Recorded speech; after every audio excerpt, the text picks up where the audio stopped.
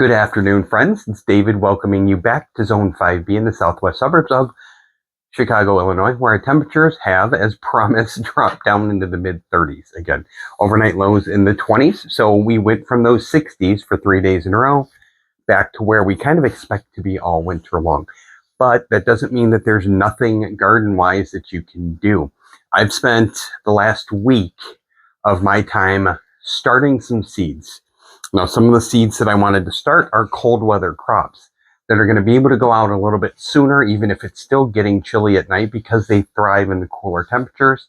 And then I have started some of my slower growing summer crops like tomatoes and peppers. But what I wanted to show you today are some of the methods that I'm using to try and start seeds. So I do have a mix of things that I'm doing. If you've looked around the internet at all, you will see the red solo cup method. These are going to hopefully be some tomatoes, solar eclipse tomatoes. So I do the red solo cup method. It has worked well for me in the past, but I want to show you something else that amazed me. So I have the red solo cups. Generally, you only fill them half full with soil, because once the tomato plant seedling gets taller than the cup, you can fill in with more soil to grow those adventitious roots along the stem. I've been watching a lot of videos, and what I realized is a lot of the people that I follow on YouTube tend to be gardeners from the South.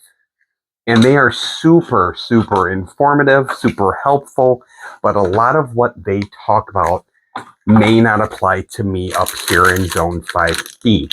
So I recently started watching more area close, zone close gardeners, including Gardening in Canada. I love her show. It's very science-based. So I may not try to bury my tomatoes as deeply, because the point that she made, if you're in a cold climate, is it takes a long time for the soil to get warm the deeper down you go. So if we bury our plants, our tomatoes, 6 inches deep, we have to make sure the temperature at that 6-inch deep level is warm enough for them. So I'm going to rethink that when it comes time to plant. But if you look at all of my tomatoes, you'll see I don't have a single one that has germinated just yet. I have good quality potting soil. I put 2 to 3 seeds in every cup. I do have a little plastic wrap on top of it just to try and keep some of that humidity in. And they are on heat mats, but nothing has germinated in these. Now, that's not necessarily alarming in and of itself, because it has been less than a week. But in a minute, I'll show you why that interests me. On the same hand, I planted some cucumbers. I actually planted these, I think, on Sunday last week. So we were about 5 days in now. And you see, not only did both seeds germinate, there was actually a third that I pruned out today. They are looking pretty tall already, and that's in less than a week. The second cucumber that I planted is in here. And you see, it is starting to germinate as well. I don't know if you can see it really well right there, the little green poking up. So its head is going to be popping out here in the next day or so.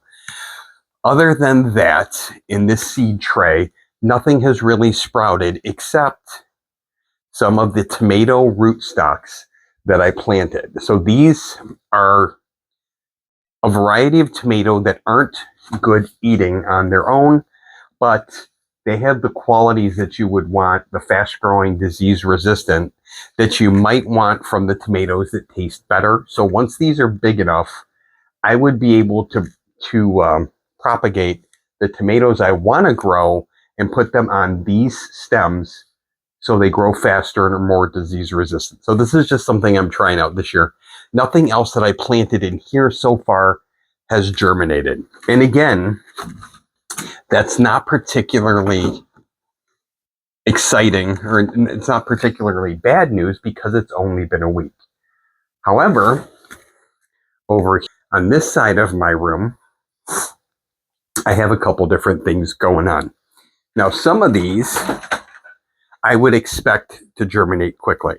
Like in this container, you'll see I do have a bunch of things germinating, but these are cabbage, and I expect cabbage to grow pretty quick, and it is a cool weather crop. So these aren't on a heat mat. They're not being heated or warmed at all. I also have in this container some of my Brussels sprouts and broccoli already germinating, and those are both less than a week old as well. In the third container are onions, and none of those have popped up yet. So this just goes to show the different germination speeds for different varieties of seeds. So it really helps to read the back of the packages so you kind of know what to expect. So if your onion tray looks like this after a week, you're not alarmed thinking you did something wrong. It's just a slower germinating seed. So the thing that I wanted you to remember when my red solo cups over there, how none of them have germinated. At the same time I started those solo cups, I started this. This is a Let Pot. It is a new product they just came out with. I actually supported it on Kickstarter. So this is my first time ever using it. And in here, I have tomatoes and peppers that I started the same time that I started the tomatoes over in those red solo cups.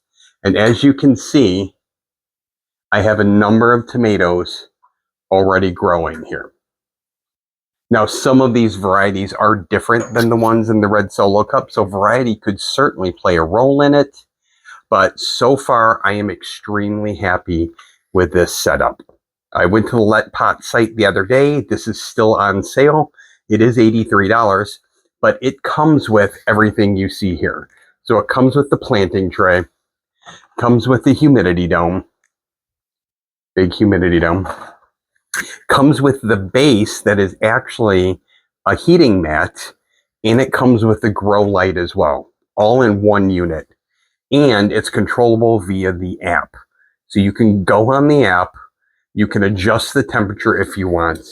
In addition, it does have an EC meter, so I'd be able to check the fertility of my soil. I don't have the EC meter plugged in just yet because I didn't expect things to actually sprout. And as you can see, it does hold quite a few. So far, this has been a great investment.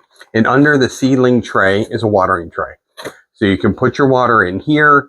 It's on a heating mat, so the water is warmer, which a lot of times gets absorbed up quicker into the peat moss and the cocoa coir faster. And I've been super happy. The humidity dome helps. The light is all in one. So if you're looking for a way to start seeds and you don't mind a more pricey system, $83 for this with the heat mat, the light, the app functionality, the tray, the dome, all in one. This has been a great way, and I'm really excited that I jumped on the bandwagon. I'm actually considering getting more of these as the season progresses. I do have a ton of trays that I bought over the last year or so, but all of those only came with the trays, and then you have to have the grow light, the heat mat. This is just all-in-one functionality. You could put this on your counter. It's a beautiful device. I think it looks very technical. It looks very cool. So I would be happy to have this on any counter or table, and super easy to use so far. Let Pot is also the company that makes this pod tray. Now, this one I just got earlier last year. It's just like this bigger one. I didn't get the name brand, but they're an all-in-one system. You put the grow sponges in the reservoir, keep the reservoir filled with water. The grow light comes attached, and these are automated as well. You don't set the light on the normal ones. It's just automatically set for like a 12-hour cycle. Once you turn it on, it'll automatically go off in like 12 hours. This one, because it's Let Pot, is also app compatible. So if you have the Let Pot app, you can control this, and you control the seedling tray via their app. Over here, I just have the grape that I was trying to propagate from last year, and the watering kind of got away from me. So I'm not sure this is alive. I think I might have killed it. But the other things here are actually pomegranate trees. I ordered the seedlings.